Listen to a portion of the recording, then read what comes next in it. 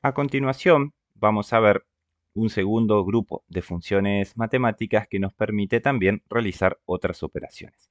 En primer lugar, vamos a ver la función producto, que nos permite realizar la multiplicación de varios elementos, lógicamente numéricos, utilizando una misma función. Entonces, segunda función, la función producto.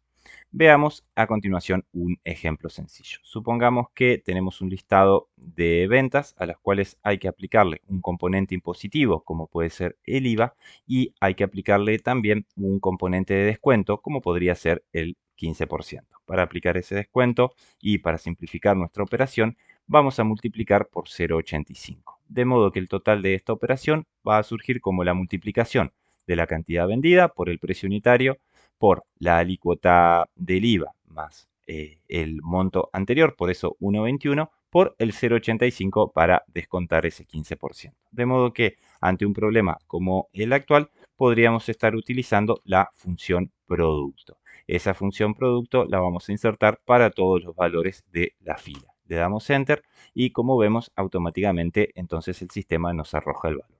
Otra utilidad muy interesante que tiene hojas de cálculo de Google es la posibilidad de autocompletar sugerido. Como vemos en este cuadro de ayuda contextual, nos permitiría completar toda la columna F con el total que hemos obtenido. Confirmamos con el botón representativo de un checklist y obtenemos entonces el mismo valor para toda la columna. A continuación vamos a ver una segunda función matemática que puede resultar de interés para determinados cálculos, en particular los financieros, que es la función de potencia. Veamos a continuación cómo funciona la misma. Cuando hablamos de funciones de potencia en un contexto de cálculos financieros, por ejemplo, lo podríamos hacer en un contexto como el actual, donde nosotros podemos tener una inversión, por ejemplo, en un plazo fijo de 10.000 pesos que nos da un interés del 10% mensual por 12 meses. Si nosotros queremos conocer el interés que obtendremos al final del periodo, reinvirtiendo el interés que se gana periodo a periodo, es decir, por periodo mensual, puede tratarse de un cálculo bastante complejo. Por ejemplo, podríamos resolverlo aquí abajo mediante una tabla auxiliar. Como decíamos, la tasa será del 10%, de modo que el interés para un periodo va a surgir de multiplicar el monto invertido por la tasa, es decir, 1.000 pesos en el primer periodo y el resultante de capital más interés al final del primer periodo va a ser de 11.000. Luego, en el segundo periodo, lógicamente, invertiremos, como habíamos mencionado anteriormente, el capital total. Y nuevamente lo haremos entonces a una tasa del 10%, obteniendo así un acumulado entre los dos periodos ya de 12.100 pesos. Esta operación la haremos de manera sucesiva durante todo el año, obteniendo un capital final al finalizar el periodo de 31.384. ¿Cómo podemos realizar este cálculo de manera más simple? A través de lo que se conoce como el cálculo del capital compuesto. A manera de simplemente recordatorio, el mismo debería ser de la siguiente forma. El capital al inicio multiplicado por 1 más la tasa de interés, en este caso el 10% mensual, elevado a la cantidad de periodos que tenemos en nuestro periodo de inversión. En este caso, el total debería arrojar 31.384. Para poder resolver esta porción de la operación, nos vamos a valer de la función potencia de la que disponemos en el sistema de hojas de cálculo de Google.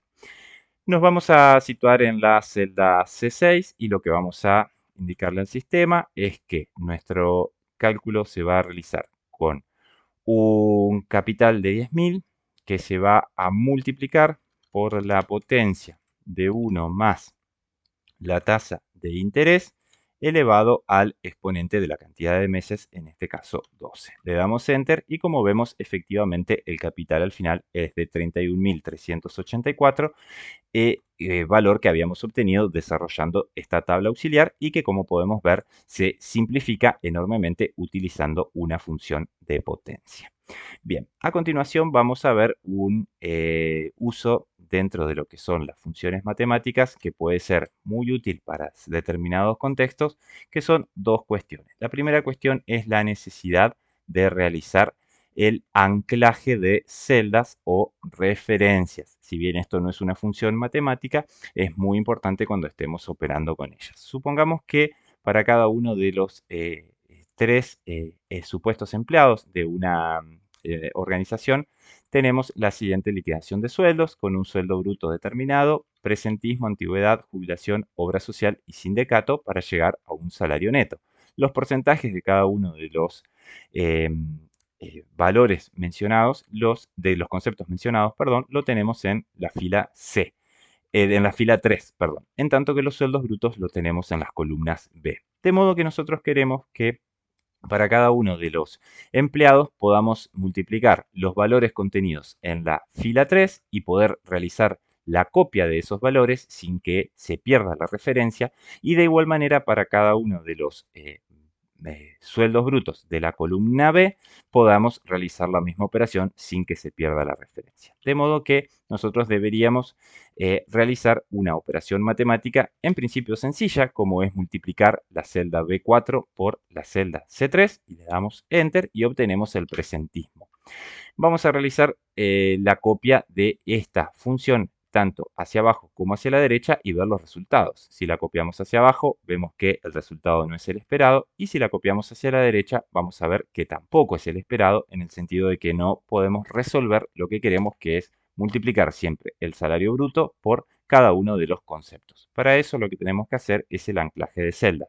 Como decíamos, siempre queremos trabajar dentro de la columna B para que el monto que se esté multiplicando por los diferentes conceptos sea el sueldo bruto. Para eso lo que hacemos es insertar el signo pesos adelante de la columna B. Y como lo que también queremos hacer es siempre trabajar con la fila 3 para mantener la referencia a los conceptos, pero ir cambiando la columna para ir tomando presentismo, antigüedad, jubilación, etcétera, incorporamos un signo pesos, perdón, adelante del número 3. Le damos Enter y vemos que de manera, ahora de manera automática podemos copiar hacia abajo y obtener el presentismo de los tres empleados. De igual manera podemos copiar hacia la derecha y obtener los restantes conceptos. Vemos que de esta forma entonces logramos el objetivo de poder tener el concepto generado para cada uno de los empleados sin ningún problema. ¿Está? De esta manera entonces podemos resolver la cuestión del anclaje. Lo segundo que nos puede querer interesar es obtener el salario neto, pero sin decimales, dado que aquello que se tiene que abonar a un empleado debe estar expresado en términos enteros. Para eso vamos a utilizar la función redondear, y vamos a decirle al sistema que redondee la suma del sueldo bruto más el presentismo más la antigüedad menos la jubilación menos la ley 19032 menos la obra social menos el sindicato. Y le vamos a decir como segundo parámetro de la función redondear que utilice 0 decimales, es decir, ningún decimal. Cerramos y vemos que efectivamente obtenemos la operación que estábamos buscando, pero en este caso sin decimales. Además, podríamos agregar un formato numérico o un formato de pesos como el que tenemos aquí. En este caso, vamos a eliminar los decimales para que me respete el redondeo que quisimos generar inicialmente. De esta manera, entonces, vemos la importancia de utilizar funciones como las que mencionamos recién, entonces, y el anclaje de celdas. Entonces, mencionábamos aquí